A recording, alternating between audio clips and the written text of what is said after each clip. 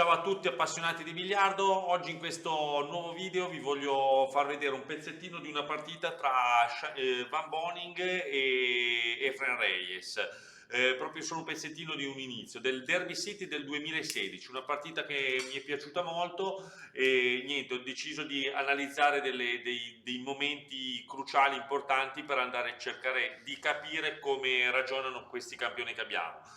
Van Boning e Reyes sono i miei due, diciamo, atleti preferiti, perché Reyes, vabbè, è un mito, chiunque lo conosce, è la storia del biliardo, cioè uno dei più importanti. Van Boning, secondo me, lo ritengo attualmente, penso che siano tutti d'accordo, il più forte e continuativo giocatore che c'è al mondo, è sempre al top. E dunque ho deciso di andare a copiare qualcosina, cercare di capire come ragionano loro su queste partite, cosa hanno di strategia. E allora ho messo a raffronto questi due campioni, non per vedere chi è il più bravo, chi è il meno bravo, quello sono livelli che non si possono neanche giudicare, sono livelli top. Ok, guardiamoci il video e vi faccio vedere cosa ho capito di questo pezzettino. Ciao ragazzi! Ecco qua, noi dobbiamo imbucare la nostra biglia 1 e posizionarsi in questo imbuto qua, in questa corsia qua, per poter imbucare la biglia 2 in fondo. Questa soluzione qua l'ho vista eseguire da Van Boning contro Efren Reyes nel Derby City del 2016. Guardatela, mi ha colpito molto. Ok, ed è una buona soluzione.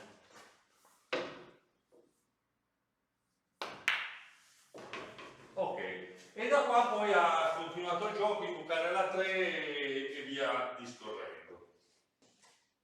Ecco qua, un'altra buona soluzione può essere questa qua, secondo me anche. Bisogna però stare attenti bene a calibrare bene la forza, ok? E si esce forse anche un po' più rischiosa, però si può uscire meglio.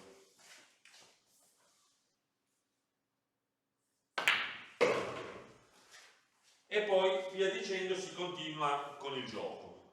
Su questo tiro qua bisogna stare però molto attenti a dare una forza giusta, non colpire troppo in destra la biglia, ma colpire un poco più sopra del centro, se no tenderebbe a correre troppo, ok?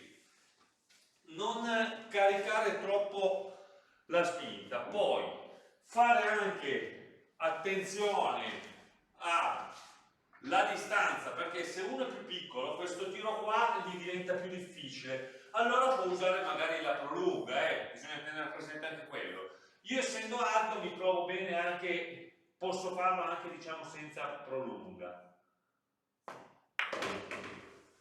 E fare attenzione che si tende a venire fuori, essendo poi la traiettoria impegnata dalla 9.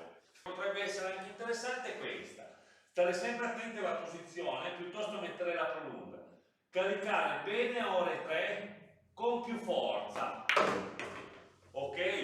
Si tende un po' a fermare la biglia e poi si può ovviamente continuare per ok, la scelta di come giocare delle biglie, specie inizio partita, è molto importante.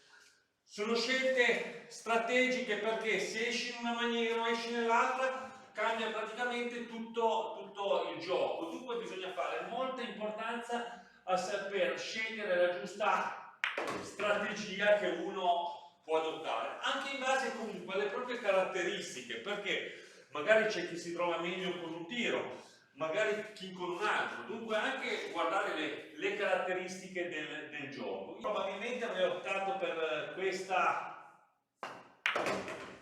soluzione qua, dipende anche un po' dalle caratteristiche che ognuno di noi ha, però sono scelte molto importanti. Cerco sempre di prendere dei tiri che vedo nelle partite interessanti e riprodurli, perché così capisco come cerco di capire come ragiona l'atleta, il campione che abbiamo di fronte, ok? Dunque cerco di ripetere tante volte in più sfumature. Ragazzi, per oggi è tutto, vi ringrazio di aver seguito il video fino qua, buon biliardo, grazie a tutti, ciao ciao, divertitevi alla grande. Ciao ragazzi!